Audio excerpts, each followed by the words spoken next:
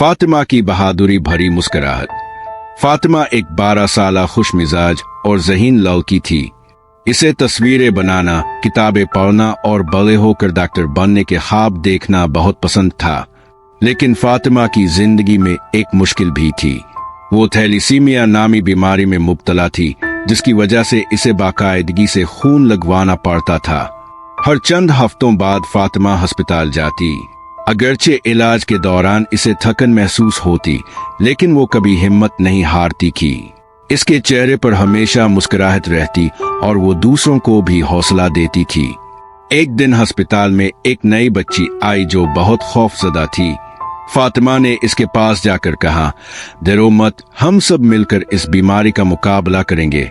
फिर इसने अपनी रंगीन पेंसिलें निकाली और इस बच्ची के साथ तस्वीरें बनाने लगी। कुछ ही देर में वो बच्ची भी मुस्कुराने लगी। डॉक्टर और नर्सें फातिमा की बहादुरी और मुस्बत सोच से बहुत मुतासिर थे। वो जानते थे कि फातिमा सिर्फ अपनी नहीं बल्कि दूसरों की जिंदगियों में भी खुशी और उम्मीद बांट रही है। वक्त गुजरता गया और फातिमा ने अपनी तालीम जारी रखी। इसका ख्वाब था कि वो एक दिन ऐसे बच्चों की मदद करे जो थैलीसीमिया का शिकार हैं।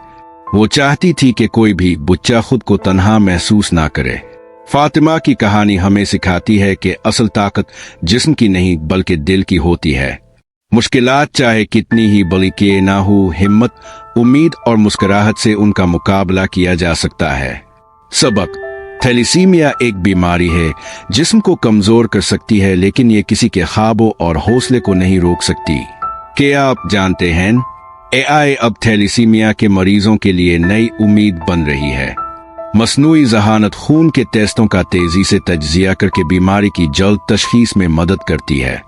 एआई डॉक्टरों को आयरन ओवरलोड की निगरानी और बेहतर इलाज के फैसले करने में भी मदद दे रही है।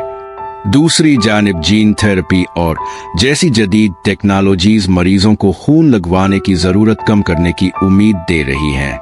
मुस्तकबिल में एआई और जीनियाती इलाज मिलकर थैलीसीमिया के खिलाफ एक बड़ी कामयाबी साबित हो सकते हैं।